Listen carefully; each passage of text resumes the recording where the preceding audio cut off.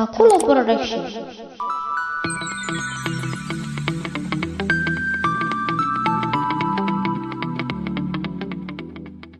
Goortii qof maskaxdiisu daciif tahay, xaalad kasta waxay ku noqotaa dhibaato.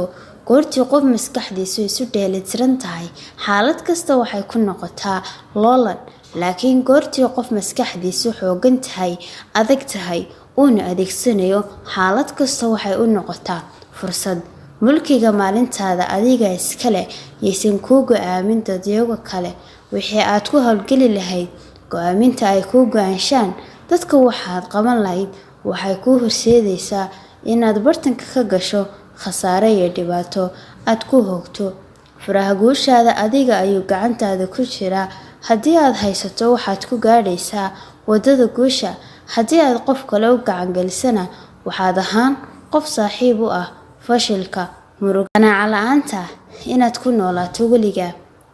Qorax kasta oo soo baxda waa fursad aad ku qaban karto, kuna bedeli karto wax badan. Xitaa haba ahaato shay ka duwan maalintii ku dhaaftay. Shalay haddii ay ku dhaaftay adiga oo qaban wax ku qorshaysnaa, maanta yeysan kugu dhaafin adiga oo ka fekeraya wixii shalay ku dhaafay, sida ay kugu dhaafeen iyo waxa aad u qaban weyday sababtooda. Qoomamadu waa dilaaga fursadda hortaada taala. Waxay ka mashquulinaysaa wax aad qaban lahayd oo adiga ku ah dan.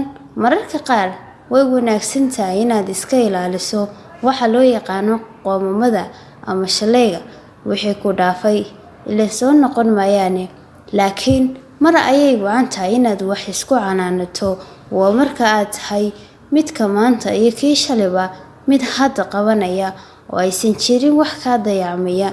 Qoomamee marka aad garato, balse ha qoomameynin mid ka dilaysa wax kale oo ka mashquulinaysa hadafkaaga maanta.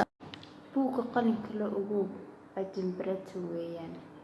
Gabay hore ahaa oo abwaan tiriyay.